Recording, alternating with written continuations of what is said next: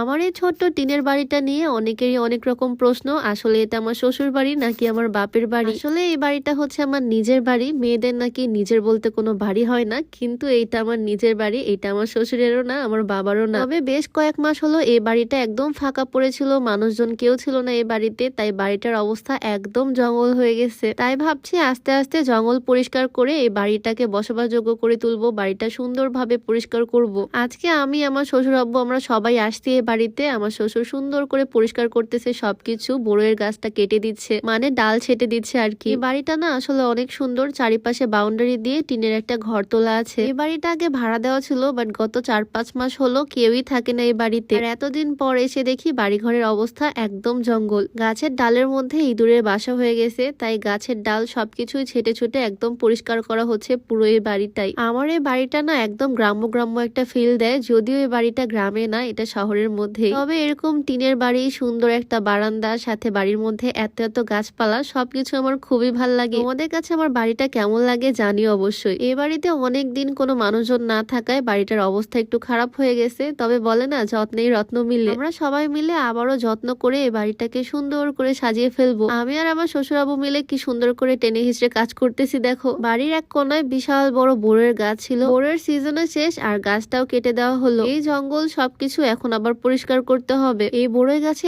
এত পরিমাণে বড়ই ধরছিল, মাশাআল্লাহ। দেখো গাছ কাটার পরও নিচে কত কত বড়ই পড়ে আছে। এগুলো সব কুড়াচ্ছি, বাসায় নিয়ে যাব, সবাইকে দিয়ে খাবো। নিজের গাছের জিনিস বলে কথা, আনন্দই অন্যরকম। যাই হোক, আমাদের এই বাড়িতে কিন্তু বিশাল বড় একটা লেবুর গাছও আছে, একদম দেশি কাগজি লেবু। লেবুর গাছটা একদম নুয়ে পড়ছিল, এটাকে খাড়া করে দেওয়া হচ্ছে। এরপর থেকে আমরা লেবু কিনে খাবো না, এই গাছটাকে যত্ন করব, আর এই গাছে যে ফলগুলো ধরবে মানে দেশি কাগজি লেবু, সেগুলোই খাবো। একটু টুকিটাকি পরিষ্কার করার পরই দেখো বাড়িটা দেখতে কি সুন্দর লাগতেছে, মাশাআল্লাহ। একদম মনে হচ্ছে একটা গ্রামের বাড়ি। আর এই ছোট্ট বাড়িতে আমার শিমের গাছও আছে, শিম, লেবু, বড়ই সবকিছুই আছে। টিনের বাড়ির সাথে কিন্তু টিনের বাথরুম টয়লেটও আছে, একদম অ্যাডজাস্ট। মানে এখানে একটা ফ্যামিলি বাস করতো খুব সুন্দর ভাবে। তারা যখন ছিল বাড়িটা অনেক সুন্দর ছিল, আর যখন একটা বাড়িতে মানুষজন থাকে না তখন বাড়ির অবস্থা ঠিক এমনই হয়। তবে আমরা আর কিছুদিন টাইম নিয়ে সুন্দর করে এই বাড়িটা পরিষ্কার করে ফেলবো। আর একটু পরিষ্কার করলে এই বাড়ির লুকটা একদম চেঞ্জ হয়ে যাবে। তখন তো দেখতে আমার এই টিনের ঘরটা আরো বেশি সুন্দর লাগবে। এমনিতেও এই ঘরটা অনেক বেশি সুন্দর, আর লোকেশনটার কারণে আরো বেশি ভালো লাগে এই বাড়িটা। আচ্ছা, আজকে আমি যে সুন্দর 3 পিসটা পরে আছি কটনের, এই সুন্দর 3 পিসটা নেওয়া exclusive fashion corner Facebook page থেকে। কালার কম্বিনেশনটা দারুণ, ব্ল্যাক এর সাথে পিঙ্ক, আর ড্রেসটাও খুবই কমফোর্টেবল, সুতির ড্রেস। এক্সক্লুসিভ ফ্যাশন কর্নার পেজটা আমার ক্যাপশনে মেনশন করে দেওয়া থাকবে। তারা সারা বাংলাদেশে হোম ডেলিভারি দেয়। যারা কুমিল্লার লাকসামে থাকো তারা সরাসরি তাদের শোরুমে গিয়ে খুচরা বা পাইকারি নিয়ে আসতে পারো। শোরুমের location pioneer city new market, shop A20। যাই হোক, ড্রেসটা সুতির হওয়ায় পরেও অনেক আরামদায়ক। আমার বাড়িঘর ঠিক করার কাজটা কয়েকদিন আগ থেকে করলে একটু বেশি ভালো হতো।